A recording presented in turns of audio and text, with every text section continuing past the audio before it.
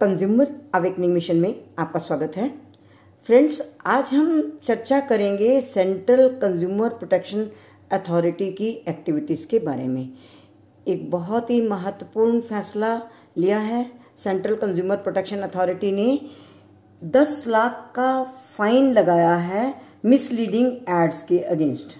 हम आपको बता दें, सेंट्रल कंज्यूमर प्रोटेक्शन अथॉरिटी की स्थापना नए एक्ट कंज्यूमर प्रोटेक्शन एक्ट 2019 के सेक्शन 10 के अंडर की गई है, जिसका मुख्य काम है अनफेयर ट्रेड प्रैक्टिसेस को रोकना, मिसलीडिंग एड्स के अगेंस्ट एक्शन लेना और क्लास एक्शन लेना जब कभी कंज्यूमर्स के राइट के विरुद्ध कोई काम होता है और in the interest of consumers at large एक क्लास एक्शन ले सकती है ये अथॉरिटी।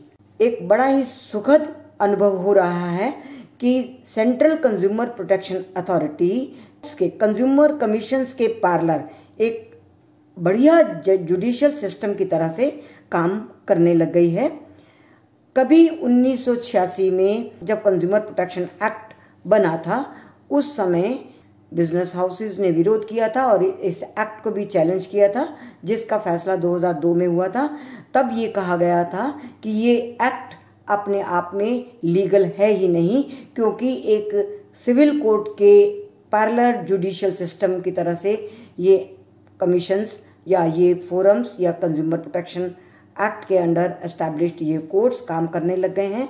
तब भी विरोध हुआ था, किंतु आज जब 2019 का यह नया एक्ट बना है तो उसमें एक रेगुलेटरी अथॉरिटी के रूप में सेंट्रल कंज्यूमर प्रोटेक्शन अथॉरिटी अब उसी तर्ज पर काम करती दिखाई दे रही है। जिस केस की हम चर्चा कर रहे हैं, पहले हम उसकी बात कर लेते हैं। सेंट्रल कंज्यूमर प्रोटेक्शन अथॉरिटी ने श्योर विजन इंडिया के अगेंस्ट 10 लाख का फाइन लगाया है।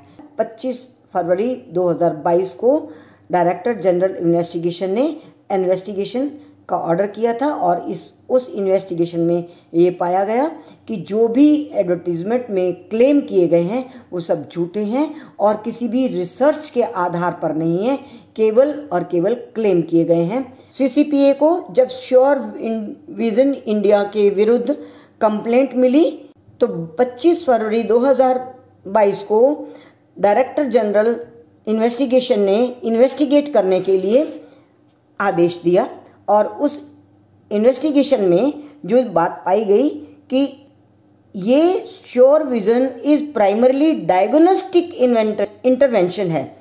Sure vision primarily therapeutic intervention नहीं है, जैसा कि उसमें क्लेम किया गया था।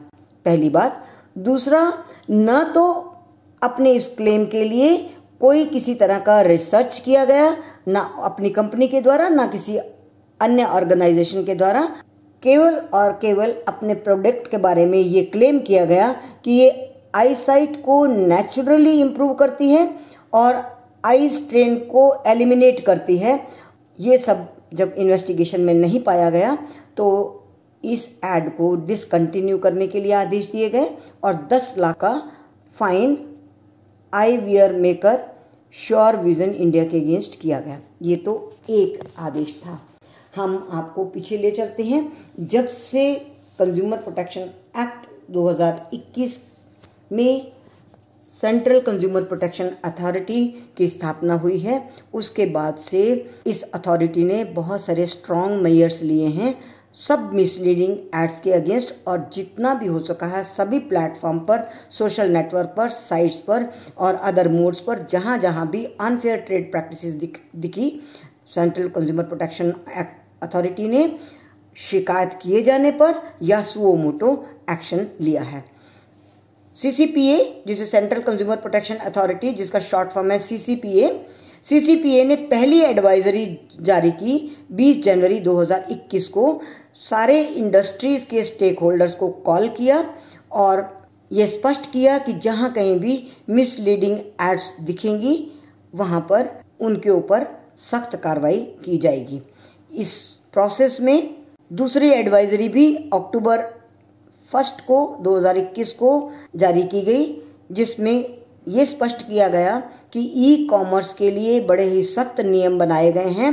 Consumer protection e commerce rules 2020, जिसमें ये बहुत आवश्यक है कि market place e commerce entity prominently सारी सूचनाएं डिस्प्ले करे और सेक्शन 6(5) के अंतर्गत अपना नाम, designation, contact information, grievance officers के और ग्रीवांस रिड्रेसल सिस्टम क्या है, ये सारे इंफॉर्मेशन अपनी वेबसाइट पे डिस्प्ले करे और यदि ऐसा नहीं होता तो उनके अगेंस्ट स्ट्रिंजेंट एक्शन लिया जाएगा।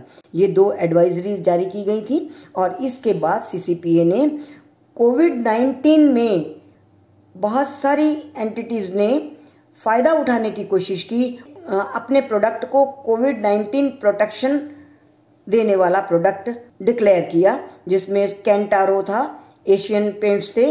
इन लोगों ने ये कहा हमारा प्रोडक्ट कोविड-19 के प्रभाव को समाप्त करता है। इस तरह की 13 कंपनीज के अगेंस्ट CCPA ने एक्शन लिया और उनको अपने विज्ञापन को विड्रॉ करने के लिए कहा गया और 3 कंपनीज के अगेंस्ट बहुत ही सख्त एक्शन भी लिया गया।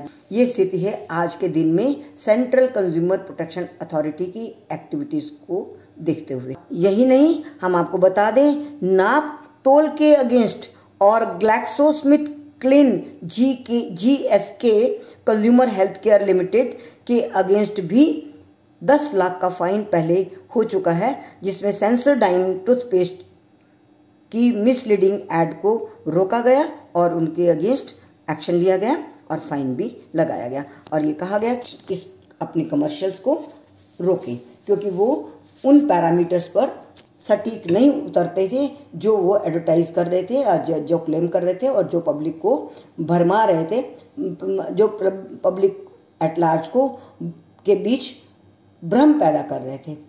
तो फ्रेंड्स, आज हमने सेंट्रल कंज्यूमर प्रोटेक्शन अथॉरिटी की एक्टिविटीज़ के बारे में चर्चा की। ये भी अब आपको एक एडिशनल रेमेडी है।